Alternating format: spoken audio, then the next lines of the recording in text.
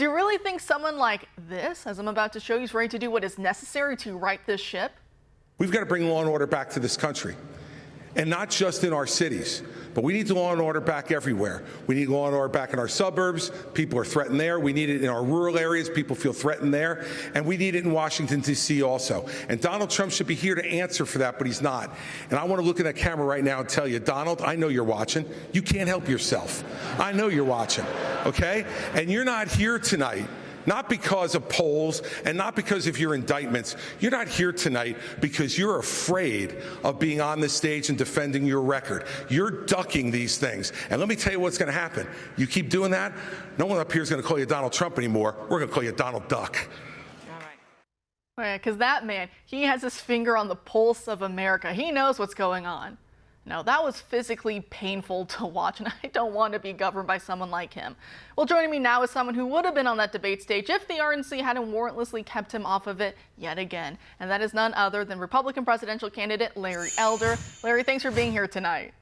It is my pleasure. I wonder how long Chris Christie rehearsed that line. It was a complete, total belly flop. Nobody laughed. No, you're exactly right. He probably was in the mirror practicing over and over again. He's like, I got it. This is it. This is going to be my viral moment. But instead, I mean, it's so cringy. It's so awkward to watch. But I mean, I had you after the first primary debate that the GOP held, and they kept you off. And like you even joked, they treated you almost like a terrorist. You know, pictures of your staff were put up. Oh, don't let these people in. But once again, the RNC's done it to you, right? Well, by not making the first debate, obviously it's very difficult for me to hit the 3%, which is necessary for the debate last night. So I did not do that. They also required you to have 50,000 individual donations. I did hit that. But the other one is hard to do. If I can't get up there on the debate stage, talk about my background, that my father didn't know his biological father cleaned toilets. When he retired, he owned a restaurant and a property next door.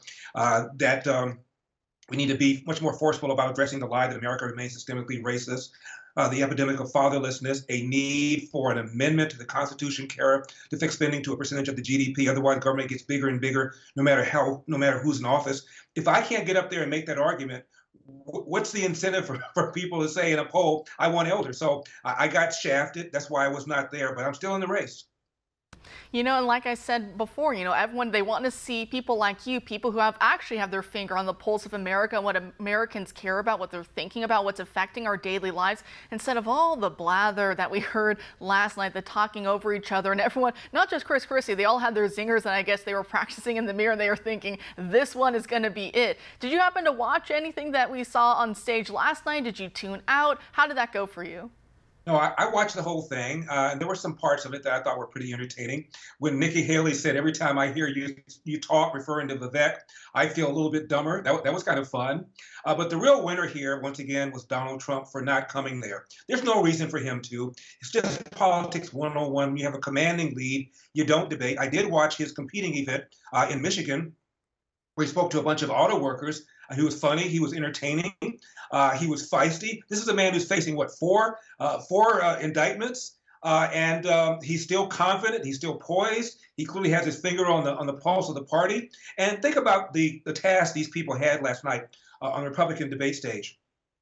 Nobody is upset with Donald Trump's policies. So nobody had any real critical thing to say about that. And his indictments weren't even brought up. So the arguable Achilles heel that he has, at least with independents, are these indictments.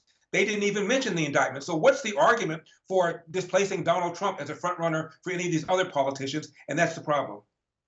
It is, and the fact that they don't want to bring it up is because they know that's what rallies the base of Republican voters, because we're mad about this, we're tired of this. We see the two-tier justice system, though it seems it's far worse even than that. It's heading in a very, very dangerous direction. I've had the chance to speak with those who've lived in the eastern side of Europe during communism, behind the Iron Curtain, and what they're seeing now is very reminiscent of those days at the beginnings of that. So it's very, very scary, and they know they can't bring it up and hit them on that, because the base is going to say, wait a second, we should all be banding together on this and going after the DOJ, the FBI, all the corruption that goes after President Trump, which is Biden's biggest political opponent, and it takes care of Biden and his son Hunter and the rest of their cronies.